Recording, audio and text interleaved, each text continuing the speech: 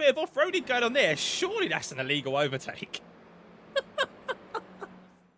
Welcome everyone and welcome to this spectating video of the bottom split of the GR86 at Spa this week.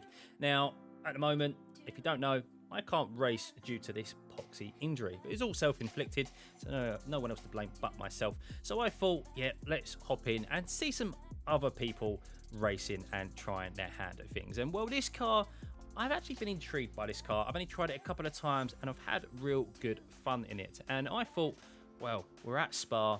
It's a very popular series. Let's hop in and see how the guys in bottom split are handling it. And well, as you guys know, there are some incidents, but there's also some brilliant racing. But do you know what?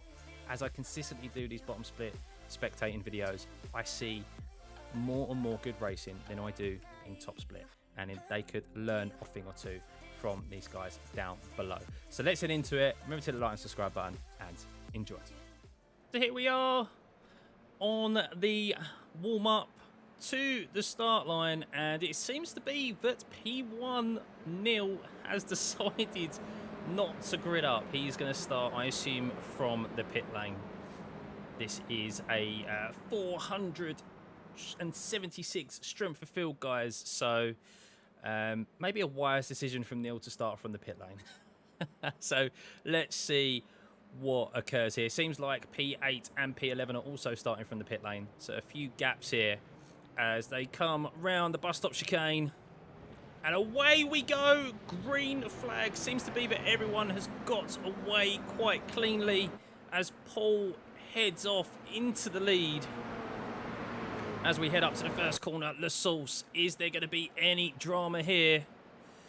Anyone late on the brakes? Seems to be that the field's quite spread. There's all Javier there trying to send it on the inside, and there's a few that have gone wide. Oh, who's that at the back? Manuel, it seems. No, Andre there. So everyone through quite cleanly so far as they head up through Eau Rouge for the first time. Paul putting out a little bit of a nice lead, as it seems to be that we've got Charles here under attack from Robert. He seems to have got ahead of Robert there as they were going up through Eau Rouge, or maybe into the first corner, it seems. Is there anyone on late on the brakes here? No, all well behaved at the moment. I'm quite surprised, guys. I'm quite surprised as... Oh, no, who's that? Oh, Miguel loses it. Miguel loses it and heads straight into Javier. Oh, and he's just rejoined, and there's some more wheel banging going on. Here we go, down into a long, swooping right-hander. Nice and tight. He's still going, though. Obviously, these cars are quite sturdy. Quite sturdy, and Miguel has been let past. Richard didn't fancy holding that round on the inside. I thought he would have held it there. All of 200 iRating Richards. Maybe not feeling as confident as the 300 iRated Andre in front. Oh my! Bit of off-roading going on there. Surely that's an illegal overtake. Surely. I mean, Richard's not too happy about it. Thinking about sending it up the inside there. Too right. Too right. I'm going to stay on board with this battle. Go on, Richard. You could do it. Oh, no. It seems to be that Manuel is pulling away there, but... Wow. In all my time in iRacing, I don't think I've ever seen an overtake there like that. Through Puon. So let's jump up ahead to the leaders and see how they're getting on. So Paul, who started P2, obviously now P1, being chased out by Roberts as they're coming into the bus stop chicane. 0.8 seconds behind. We then have Manuel, who is only a second behind Roberts. Sorry, Charles, excuse me, Charles. And really nice on the brakes there, Charles was. Really cut down the gap to Robert in front. As we will now get an actual gauge of the positions where they actually are. So let's stay on board with this battle with Robert and Charles. Charles seems to be really good on the brakes compared to Charles. Ooh, nearly rammed into the back of him there. As Robert keeps it nice and tight through La Source. But now Charles is going to get a nice run through down into Eau Rouge. Let's see what happens. We'll jump a little bit further back. It seems to be a little bit tighter packed further beyond, as we see here. Francisco and Manuel fighting out, or the two Manuels. And I don't know where Neil is. I think Neil didn't even start the race and he qualified on pole. So that's a shame. But let's jump up ahead again and stay on board with Charles as he's chasing down Robert. As we know, he's much better on the brakes than Robert, it seems. Really closes that gap down. Nice and tight through there, Charles. Lovely.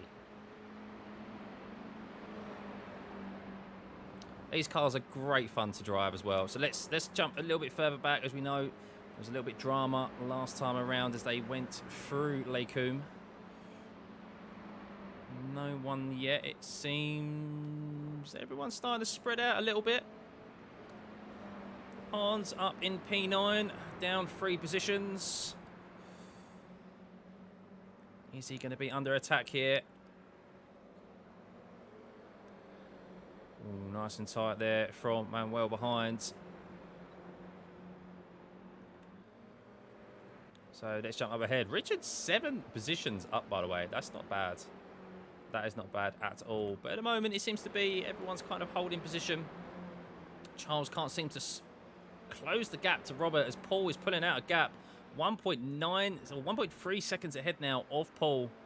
Of Robert, sorry.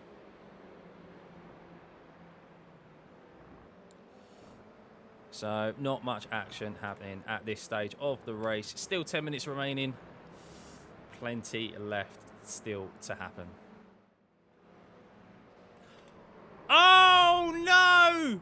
Manuel's been hit by Hans. What happened there? Let's have a little look back and see what happened. So they're tight coming through the chicane. Hans gets a little bit out of shape here. And, well, Manuel is just sending it up the inside. And it's actually, oh, it's the other Manuel. Manuel Alvarez, who tries to take the opportunity and just doesn't see Hans there. Or Hans doesn't see him coming through. And, oh, that back end is absolutely ruined. But I assume, oh, it looks like he's smoking quite a bit. So his race might be over and done with. Although there is a fast repair that they can take in this series. So, yeah. Biggie there. So we jump up back to P3. This fight, 4-second position as Charles is 0 on the bumper of Robert in front. Is he going to go around the outside? Late on the brakes. They're side by side through Les Combes. Is he going to be able to hold it, Charles, here? What a move. What a move. Fair, respectful racing. That's some of the most respectful racing I've seen in iRacing. And this is bottom split. 476 strength of field, and that is cleaner than some of the racing I've seen in top split. Well done there, guys. Now, can Charles defend this from Robert? I think he can. I think, if anything, he was being held up by Robert, so he is now on the chase to catch Paul. So as we rejoin here, Andre has had a spin at the bus stop chicane, and that's allowed Richard to close up the gap here. Go on, Richard. You can do this. Getting a little bit tight here in the middle of the pack. As you can see on your track map, it seems to be that Paul is pulling out a nice gap, a 3-second gap to Charles in second position. As Andre goes really wide there, is he going to rejoin and clash with Richard? I'm not so sure. He's had to take the slow down. Yes, I did think that was going to be the case. So is Andre gonna get in the way of the guys behind Miguel and Francisco? He has had an absolute mare these last couple of corners. Surely he's taken his slow down now, which means he's going to be under attack from Miguel. I mean, look at the pace Miguel's taken through Eau Rouge there. Woo. This is going to get feisty. He's got the toe. He's got the run. Is Andre gonna do? Sorry, is Miguel gonna do anything here as they head into Les Combes? It doesn't seem like he's close enough. Andre managed to pick up the pace as Miguel's showing his nose, letting him know he's there. And wow, so much later on the brakes, Miguel there. Can Andre compose himself as they've already closed up the gap to Richard? Come on, Richard, you're on for a nice iRacing gain here, buddy. But as you can see, Miguel all over the back of Andre as he goes deep. He goes deep. Miguel's keeping it nice and tight here through the corner. Needs to be careful. Where is he going to line him up? Is he going to think about a move into Pujon as Richard goes wide? Richard goes wide. Oh, my God. Andre nearly runs into the back of him. But now this is boxed in Miguel. Miguel doesn't know where to go. Don't go 3 wide through Pujon as he swoops round the outside. But he's gone wide. Miguel's gone wide. He's side by side with Andre. Richard is just boxing him in here. Look at this. I don't know what to do. I'm really surprised they haven't made contact yet, as this has just allowed Francisco to close up the gap. And Richard runs really wide. Oh no, he's lost it. Francisco takes avoiding action. Everyone is okay, thankfully. And Andre and Miguel are still going at it as they head round to Blanchemont. Wow. Oh, come on, Richard. Keep it going, buddy. Keep it going. You're on for a good points haul here. So let's join on board with these two. Stay on board with them, as it seems on the standings that Robert has dropped a little bit further back from Charles. And, well, Paul is just pulling open that gap, setting a 2:52.5 last time around, 2 seconds a lap quicker at the moment. So Andre through the bus stop, pretty good through there, but Miguel is just carrying so much more speed on the brakes through the corners. Francisco waiting patiently, ready to pounce if these two have contact. Oh wow, Andre going for the send into La Source.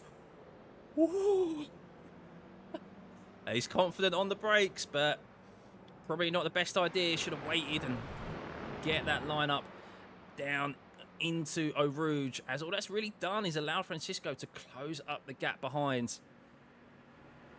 He's a bit too far behind now to really make up any headway here on Andre, but he's definitely taken a much better line through Eau Rouge, it seems. This is really where the fighting is at. This is the closest battle at the moment. Will stay on board. Francisco is consistently closing up that gap. Look at him. He's a real danger now to Miguel. But as we know, Miguel is much better on the brakes than Andre in front, it seems. That was a good line from him through there. Too far back for anyone to make a move at this moment in time, as we head back down to P10 and P11 with Hans and Matthias. These two having contact earlier on in the race, both having to pit for damage. And here they are as they go down the Kemmel Straight, side by side. It seems to be that Manuel has the run, or Hans, sorry, has the run. Sorry, Matthias, getting all my names mixed up here. And an easy overtake for Matthias, as there was a car in the barrier there. P9, it seems, but Manuel has had an issue, spun it at Lecombe. And yes, unfortunately, his race is over and done with as he tows to the pits with only 1 lap remaining. So as we head on board, and it seems to be that Andre has got rounds, has been overtaken by Miguel. We've just joined there as they're going side by side. And oh, it seems to be that by being later on the brakes, Miguel is a little bit out of shape as Andre thinks about going around the outside. Oh, good fighting from these two here as we come to the end of this race. Only 1 lap remaining. Pretty much a foregone conclusion at the moment with Paul up front. But Andre now in the tow of Miguel, only 0.2 seconds behind. Francisco still just waiting patiently for these two to have a crash. I can see it happening. As Andre's going to think about going around the outside of Blanchemont. He's holding it around the outside. He's definitely kept his foot in it. That's an off track if I've ever seen one. Oh, bit of a naughty overtake there as Miguel thinks about sending up the inside of the bus stop, and he does. Oh no, and he's lost it. Miguel's lost it. No. Oh, what great racing. I thought we was in for a stonker of a last lap there, because that was great racing, and to be honest, thoroughly deserved. And that is it, actually. That is it. That is the race over and done with. I thought that was it. The race was done. And no, actually, no, the race isn't done. That is white flag. Apologies. I thought that was actually checkered flag that was shown there. So still 1 lap remaining. I thought so. Yep, 5.7 laps need to be completed. So technically a 6th lap. I really look like a checkered flag, but the marshal was throwing there as Andre gets a little bit out of shape, really throwing it almost sideways through Eau Rouge. And I think that's given Francisco a run here on Andre as they come down the Kemmel Straight. Yes, definitely closing the gap. You can see the gap there, 0.4. And Robert has had an issue, it seems. Oh, he's lost it. Robert's lost it through Eau Rouge. Oh, as we head up to the battle where it's closest at the moment between Andre and Francisco. I think Andre's got enough here, it seems, on Francisco. But by the way, this has been great racing for a bottom split race. Absolutely great racing. Obviously, there's been a few incidents, but generally, when they've gone wheel to wheel, it's been clean. So Francisco, they're taking a much better line, it seems. Seems to be, sorry, Francisco, yeah, on Andre. It seems to be much quicker. As you can see, I feel it looks like the gap is physically closer there. 0.6 seconds now. Can he stay tight through Pouon? I think this is where Andre has struggled all race. And, well, Francisco's going off-roading, it seems. He just completely misjudged that turn in there. Ah, that's a shame. That is a shame because I think that was an opportunity there for him to close up the gap on Andre. And don't really see there being an opportunity here now for Francisco to make a move on Andre unless he makes a mistake. But if we head further up, we can join our leader, Paul Knights, as he heads into the bus stop chicane for one final time. A 10-second lead on Charles in P2. And, well, what an ominous display from him. Led from start to finish. A shame that Neil, who did qualify on pole, didn't start the race. But, yeah, a great race for him as Charles comes in second position. And as we join Andre here, one final time for him to go through the bus stop chicane. Can he hold on to it? Very fortunate, really, that his overtake round Blanchimont stood. And, yeah, he was able to hold on to the position as he crosses the line over in 4th place. A nice 72 iRacing gain for him. And Francisco follows up closely in P5. And as we just head back, here's Roberts with no front ends. Bless him. Trying to make his way back. You got to admire the oh, he's on 3 wheels. You got to admire the determination. He was on 3 wheels there.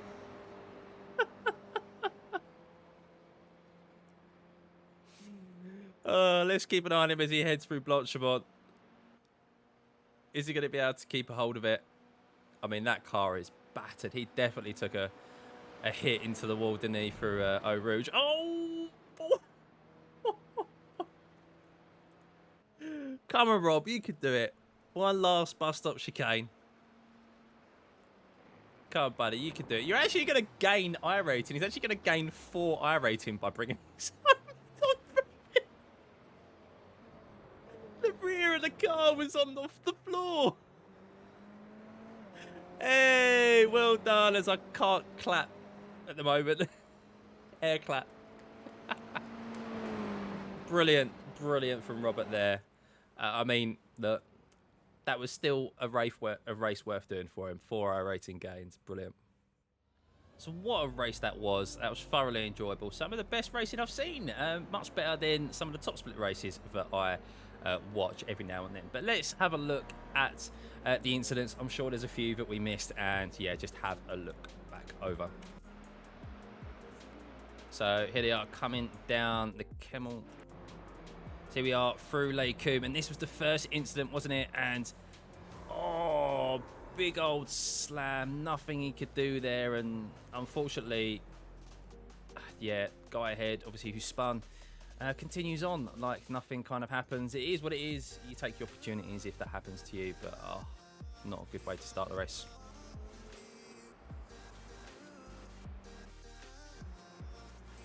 Oh, yeah, remember this one? Remember, just completely got sideswiped there. Intentional? I'm not sure. I don't know. Benefit of the doubt. It was a bit of a dodgy move, wasn't it? It was maybe moving over to the left-hand side as soon as the guy ahead had got out of the way. I just don't think he didn't see him. Oh, wow. Oh, mate. Oh, that must have been painful. That was like such a slow react. Oh, my God. Did this happen just before he spun? Wow. Oh, and he got tagged as well.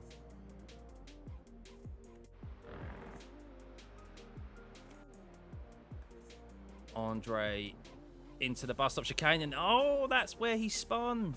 That's how he spun. He got free. He got 2 wheels off the floor there. Look at this. Wow. Weight shift of the car is, oh no, he's just driven it too forward. Oh, sideways on, probably not too bad.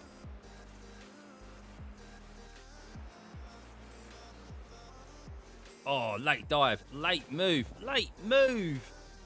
Ooh. I mean, he nearly made it stick. But it was very, very late. I think that's Richard ahead, was already turning in, committing to the corner. Oh, yeah, that's... I mean, Richard kind of sees him, but it's too late. The guy's carrying too much speed. Thankfully, Richard ended up not the worst off there.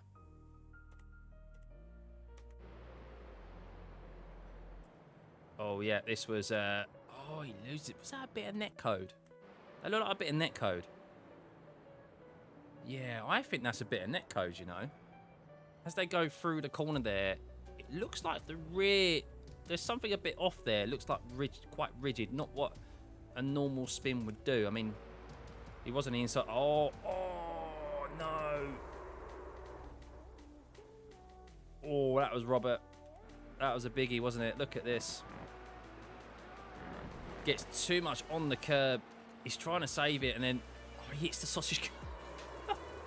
How many changes of movement was there through Eau Rouge? I don't think I've seen that many before. Here we go into the chicane, and oh, just loses it on the entry.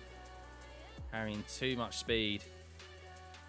And there we go, guys. That is the end of the incidents and the end of this bottom split race in the GR86. A thoroughly good, fun car. Something that I really need to start driving more of. I need to add it to the list. But yeah, that was some of the best racing I've seen in a bottom split, I think, ever. And yeah, all those guys should be really proud of themselves. Of course, there's always contact in tin top cars compared to open wheel. But do you know what? Overall, I thought that was a thoroughly enjoyable race to watch. And yeah, I hope you guys enjoyed it too. So remember to hit that like and subscribe button, turn those notifications on, and I'll see you for the next one. Bye.